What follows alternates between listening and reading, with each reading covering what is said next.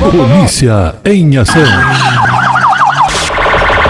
Está entrando no ar o nosso quadro Polícia em Ação.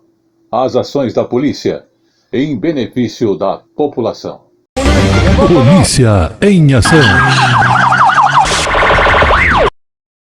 E começamos o Polícia em Ação com o primeiro fato falando da Sociedade Brasileira de Pediatria, que participou da ação para conscientizar sobre a importância de se combater a violência digital contra crianças e adolescentes. Vamos observar.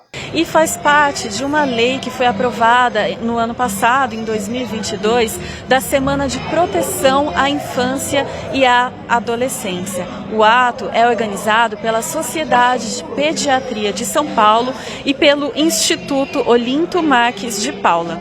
Um ato lúdico ocorreu aqui envolvendo as crianças e os seus responsáveis em relação à proteção dessas crianças no ambiente da internet. Entre as recomendações estão a instalação de um software de controle de conteúdo do que essas crianças acessam e também deixar o computador em um lugar comum da casa para que toda a família veja o que a criança está vendo e limitar o tempo de uso. Sobre esse assunto eu converso agora com o pediatra Marum Davi Curi, que é diretor da Sociedade Brasileira de Medicina. Por favor, me fale sobre há uma idade mínima para que essas crianças possam utilizar o celular? O ideal para que elas utilizem o celular corretamente e aproveitem os eventuais conteúdos que tenham, pelo menos estarem alfabetizados, né? E não é o que a gente vê. Mas mesmo assim, os pais têm que controlar o acesso deles, porque senão eles entram em sites inadequados.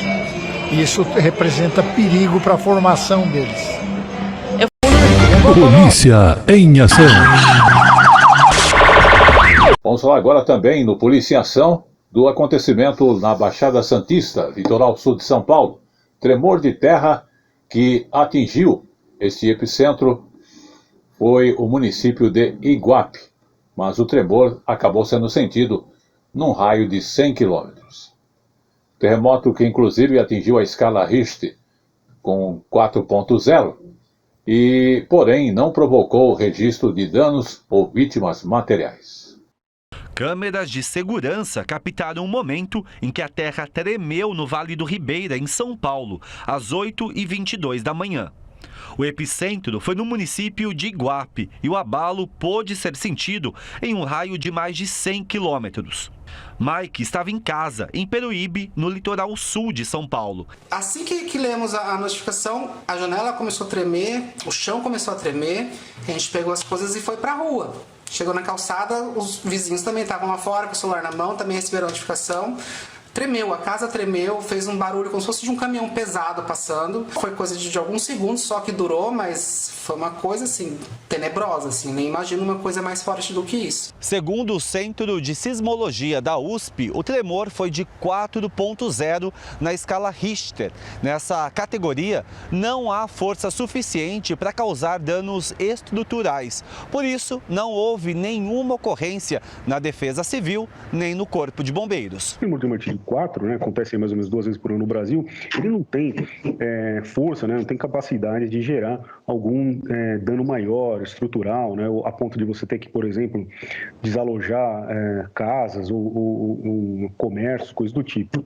O professor explica que o Brasil é pressionado por 2 placas tectônicas, o que pode causar tremores como o de hoje. O Brasil não está totalmente livre dos tremores como muita gente pensa. Apesar de que os tremores que causam, de fato, destruição vão acontecer, as maiores destruições, com um grande número de mortes, etc., vão acontecer aí nas bordas das placas e a gente está distante disso.